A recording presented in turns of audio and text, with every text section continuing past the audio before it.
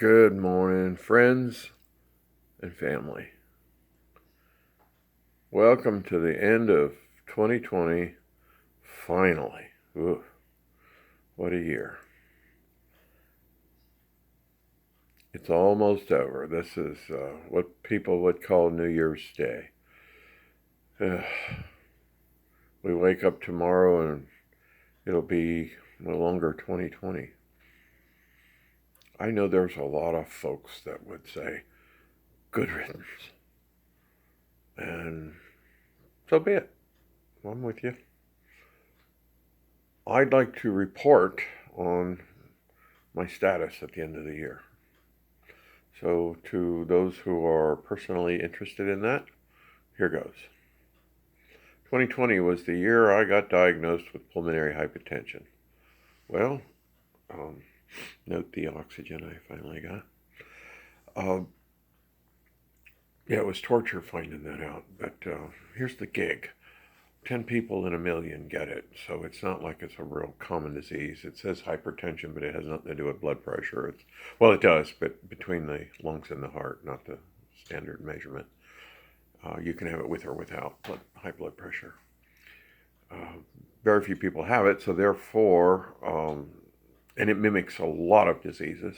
So the diagnosis typically comes just before death, and it's just the way it is. So let's keep it just the way it is today. Am I just before death? I'll never admit that. I won't admit that I just won't admit that. And that's not denial. I'm facing this full front. So here's the gig. 20 years minimum I've been fighting this. I can relate most every medical problem I've had in the last 20 years back to this now that I know what I'm fighting. So could any healthcare professional, but they don't look for it because it's so uncommon. When they do find it, by the time they do find it, you're pretty well ed up with it. So what's going on? All right. I was to the point of near death. I was having very critically low oxygen bouts, very rapid, come very quickly between. Probably in the last 3 months, I've had 7 or 8 emergency ambulance rides, all ending, well, not all ending, most of them ending in, oh, you're fine, go home, which is kind of distressing because you know you weren't. Um, but they finally found that I had double pneumonia. That was interesting. I guess that's going on a month now. That was even more interesting by the fact that I had double pneumonia with no symptoms. They found it with a chest x-ray and a CT scan. Okay, so there it is. You have double pneumonia, but you don't have any of the typical pneumonia symptoms, such as wheezing and temperature and all the things that go with it. I had one thing that went with it, which was just massive fatigue. Couldn't do anything. If I got out of bed and walked to the bathroom, I was done for the day. That's what I've been living with for quite a while. But they decided to do a treadmill test on me, and the treadmill test involved an sonogram, a echocardiogram of my heart. That they wanted to do one before, do the treadmill, and then do one after. Well, while laying on the table getting the first one done, I went into an O2 dive, which kind of freaked out the technician, but he had the presence of mind to continue the echo. And what he found was what they can use as a screening test for the pulmonary hypertension. And, no matter what you report, it doesn't matter if they didn't see it, it doesn't exist. Well, he saw it. And I guess within an hour, I was told that I was going, as soon as they could arrange it, into a heart cath lab, and went into both left and right heart. And basically, we're just no stents or anything like that, which luckily I have no problems that would require such a thing. I don't have any artery blockage at all, zero. I have a calcium score of 0, which means that the one of the ways to pick up on that screening says there's none. So heart attacks are out, but they did the pressure and found that I have what's known as severe pulmonary hypertension. In other words, you're blowed out, dude. I think less than 25 is considered normal, and that's millimeters of mercury in the vessel going from the heart to the lungs. And mine was 52, which I haven't even seen a category above 50. So that should tell you a little bit. Yes, it was severe. Yes, it was like you get oxygen. You now are on 2 liters of oxygen for the rest of your life. Don't get off of it. Kind of interesting that changed so fast. And then, like I said, that this was probably brewing for 20 years. And now it's like, okay, we've found it, but there's 20 different potential manifestations of this pulmonary hypertension, and they try to figure out which one you have, and then they tell you that they can't do anything about it, which, oh well. So diuretics, rest of life, oxygen, rest of life, possibly some what do they call them? Lung. It's sort of like an inhaler, but it's a powder that helps open up the capillaries in your lungs, let the blood go through, hopefully lowering some pressure. Turns out that really didn't do anything for me.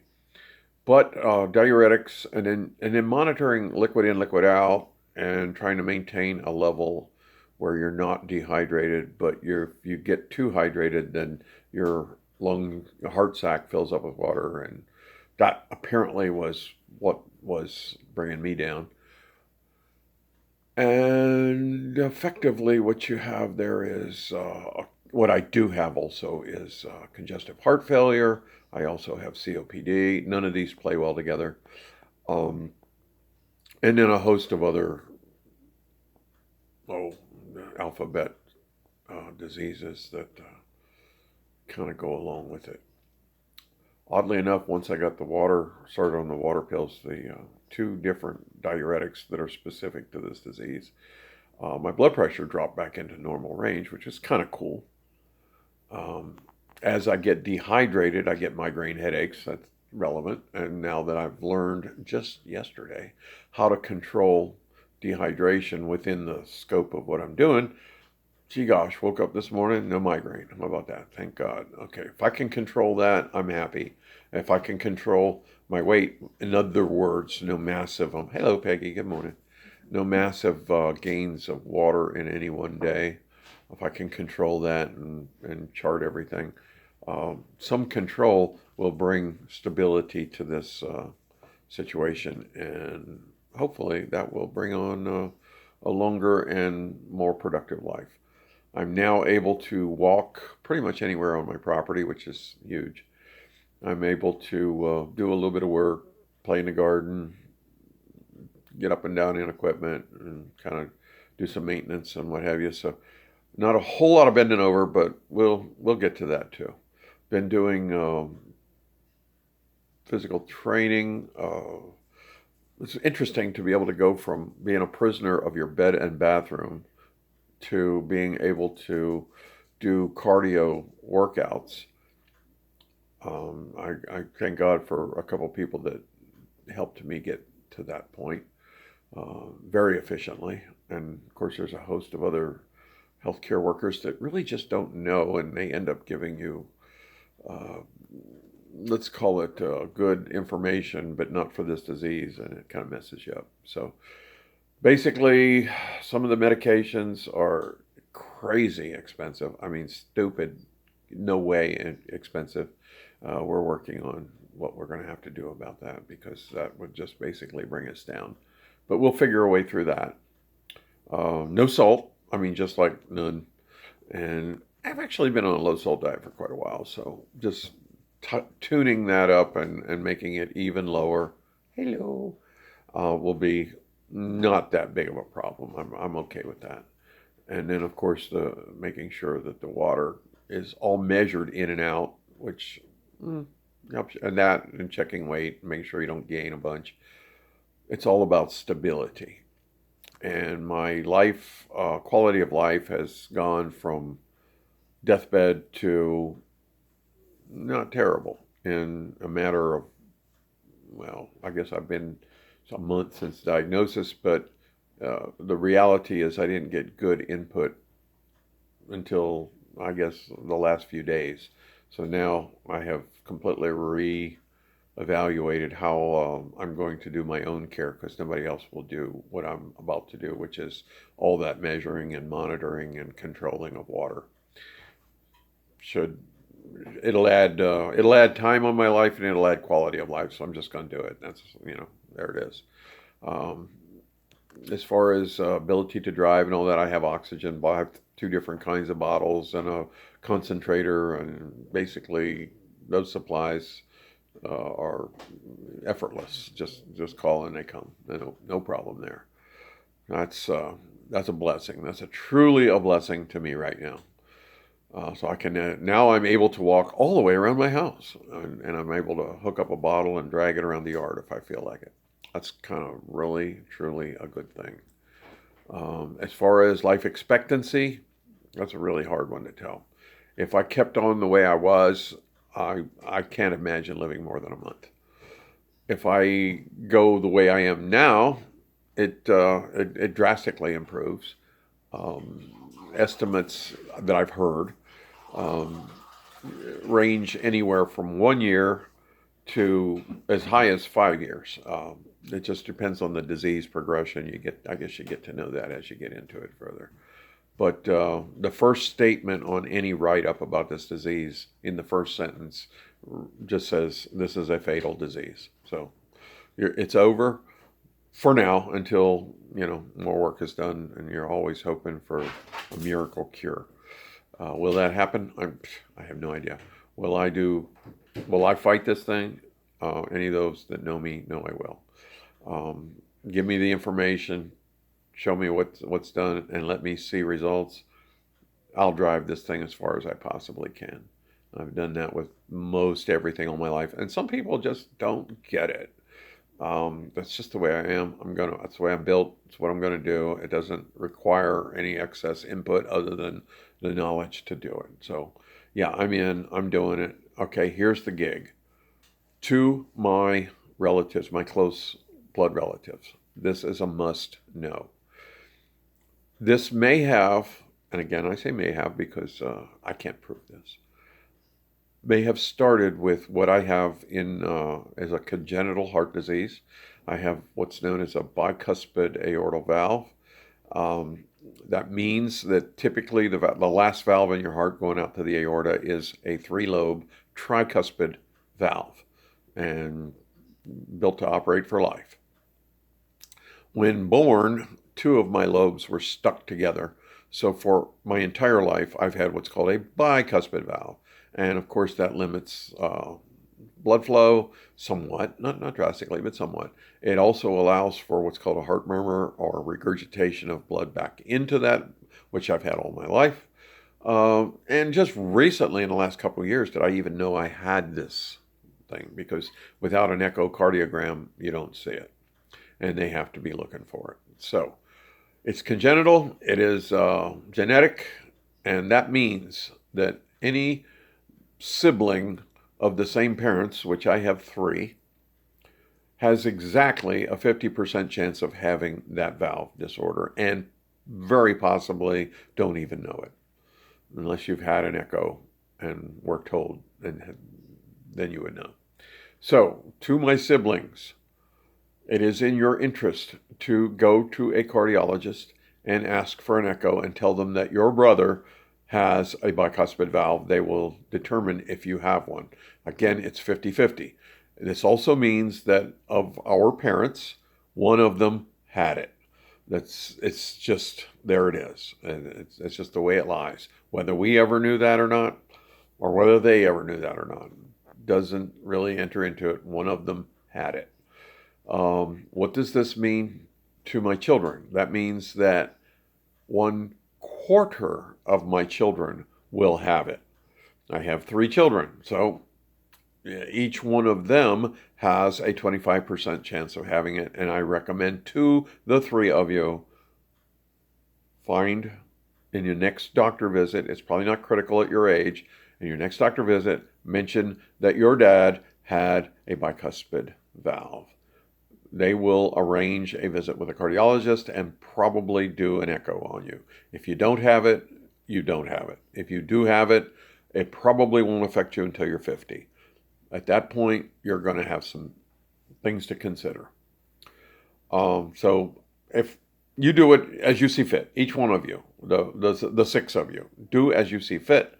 I'm giving you the data that I have to offer you that is hard data.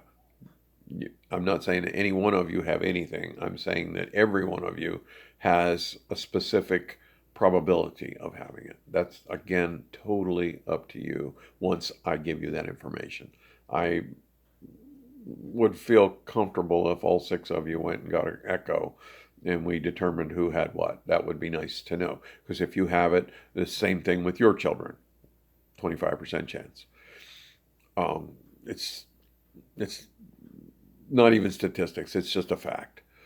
So now what does that mean? Well, that valve will eventually cause you problems, but it might not happen until you're between 50 and 70. On the other hand, in my case, it appears, and I can't even prove this, but I have that valve, I have stenosis of that valve, which means it's beginning to harden. And then I have stenosis of the artery coming out of it, and directly following it, I have an aneurysm growing. So that means my aorta is swelling. It's not ready to burst. It's not even operable yet, but it is swelling, and those grow with time, and there's really no way out of it short of surgery. Once all that occurs, it can become a setup for the pulmonary hypertension. Now, did my bicuspid valve cause hypertension? Or, no, I say pulmonary hypertension. Cannot be proven. Is it possible? Absolutely. So I have this absolute possibility, and I have a definite defect that can cause the other. All the other issues that I have that are significant medical issues, including COPD, congestive heart failure, sleep apnea, migraine headaches, all can be traced back to the pulmonary hypertension, which can possibly be traced back to the bicuspid valve. This is the best that I have available to you. I don't want anybody, let alone those dear to me, to suffer what I'm suffering. This is torture. This isn't a ride in the park. I'm very glad that I finally got some people that helped me get the torture part down a little bit. But there's no need to go through all this if you detect it early. And there's only a couple paths to that early detection. And the first one is very clearly telling your doctor what I am going through at the moment, and the genetic link. They'll take it from there. So that's where it is. It's not, is it happy news? I don't know. Tomorrow morning we're going to wake up. 2020 is going to be over, and we'll all say yippee. We're going to get a new president, and maybe not. Hopefully not.